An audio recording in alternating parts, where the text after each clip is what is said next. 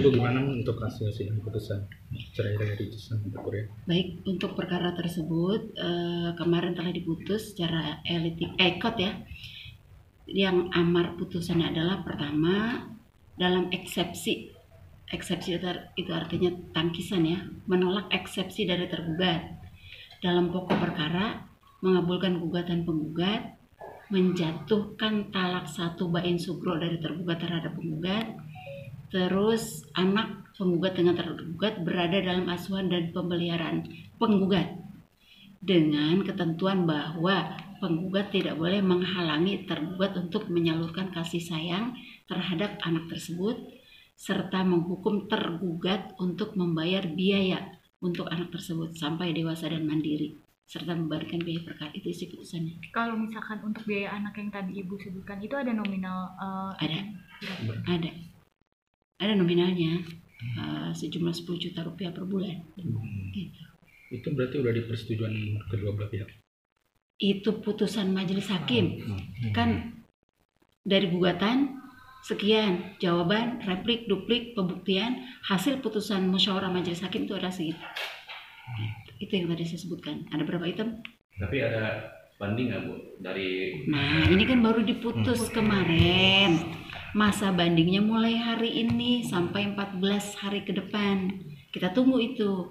Kalau selama 14 hari ke depan itu digunakan oleh salah satu pihak atau kedua belah pihak, pokoknya oleh para pihak untuk upaya hukum silakan. Kalau tidak digunakan ya juga silakan juga. Bu, artinya ketika pihak tergugat tidak memenuhi nafkah tersebut, seperti apa Bu konsekuensinya Bu? Yang jelas itu dihukum dulu itu ya. Kalau untuk konsekuensi, misalnya anak yang mestinya dipenuhi nafkah atau biaya hidup untuk anak tersebut, bila tidak dipenuhi maka para pihak yang dirugikan tentunya mengajukan upaya hukum ke Pengadilan Agama Jakarta Selatan dengan upaya eksekusi namanya, minta untuk dilaksanakan putusan tersebut. Bu, ini kan udah putusan nih Bu untuk pihak penggugat, kebetulan kan dari pihak perempuan nih Bu. Berapa lama sih Bu bisa menikah lagi Bu? Apa ada masa yang ditunggu Bu? Seperti apa Bu teknis mekanismenya Bu? Baik, kalau misalnya selama 14 hari ke depan para pihak tidak upaya hukum ya, maka putusan mulai dihitung dari selesai masa inkrah atau tidak banding tersebut. Misalnya tambah 14 hari ke depan ya, terus para pihak tidak upaya hukum atau tidak banding, maka dihitung mulai dari inkrah tersebut ditambah 3 bulan 10 hari. Kalau sudah lampau itu pihak penggugat dapat ya atau boleh nikah lagi dengan orang lain. Itu kalau tidak upaya hukum. Lain halnya kalau upaya hukum. Kalau upaya hukum misalnya para pihak itu mengajukan upaya hukum berupa banding, maka tunggu dulu putusan banding tersebut. Ya, kalau putusan banding sudah turun nih, terus ditambah 14 hari sejak diketahui oleh pihak itu, sudah dibacakan dan diketahui oleh para pihak, tambah 14 hari dan mulai saat itulah dihitung sampai 3 bulan dari masa inkrah tersebut. Gitu. Ibu, ini kan yang mengajukan gugatan dari pihak perempuan, apa ada nafkah IAN yang diajukan dari pihak perempuan juga selain anak? Untuk kasus yang ini ya, karena penggugat itu hanya mengajukan gugatan cerai, pemeliharaan anak dan biaya pemeliharaan anak, maka itu yang dikabulin. Selain itu tidak ada tuntutan. Jadi udah inkrah dan hak asuh anak di pihak atau di nama penggugat Ibu ya? Ingat tadi statement saya. Iya. Ini putusan baru dibacakan ya, baru dibacakan dari kemarin. Sekarang hari ini ditambah 14 hari mulai hari ini sampai 14 hari ke depan itu tenggang waktu untuk upaya hukum ya, banding dalam hal ini. Nah, belum dikatakan inkrah karena masih upaya hukum. Istilahnya masih jalan nih di perkara, masih hidup. Ya, jadi belum berkekuatan hukum belum. Dengan alasan? itu tadi kan masih masa banding, masih masa upaya hukum. Ya, ini perkara masih hidup, masih jalan. Tunggu masa upaya hukum tersebut habis. Kalau sudah habis masa upaya hukum, para pihak tidak mengajukan upaya hukum, nggak banding itu tadi ya.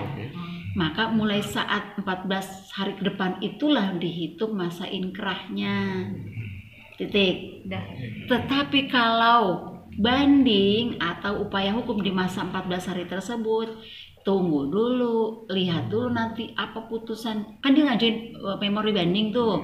Para pihak tuh, baik pihak penggugat atau pihak tergugat, apalah yang dibandingnya gitulah. Misal kita tunggu dulu memori banding naik ke atas ke Pengadilan Tinggi Agama, kontra memori banding dari yang lawannya tersebut.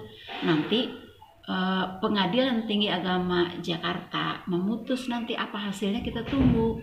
Kalau udah ada putusannya, baru dah mulai dihitung lagi sejak putusan itu disampaikan kepada para pihak, ditambah 14 hari, baru dihitung dah dari sejak 14 hari yang akan datang tersebut gitu. Ya, ingat. Sekarang ini belum dikatakan inkrah. Belum, masih jalan gitu ya, masih hidup, baru kedengaran aja gitu ya, baru tahu. Menegaskan Bu, ini kan pasangan ini kan menghasilkan satu anak perempuan nih Bu. Apakah dikaruniai anak? Dikaruniai, iya, Bu. Apakah pihak tergugat itu wajib membayar nafkah sampai dia menikah karena anak perempuan, atau akil balik aja Bu? Perbedaannya apa Bu? Dengerin. Tadi saya sudah sebutkan bahwa tergugat diwajibkan atau dihukum untuk membiayai atau menafkahi anaknya tersebut sampai anak tersebut dewasa atau mandiri. Ya, dewasa atau mandiri. Kan ada dewasa tapi nggak mandiri. Ada mandiri, biasanya aku udah dewasa kan gitu. Dengan ketentuan penggugat nggak boleh menghalangi tergugat untuk menyalurkan kasih sayang. Dia mau ketemu, dia mau sayang sama anak itu kan, curahan hatinya, belahan jiwanya kan, nggak boleh penggugat itu menghalanginya gitu. Ya, ada batas, ada ketentuannya sampai anak tersebut dewasa atau mandiri.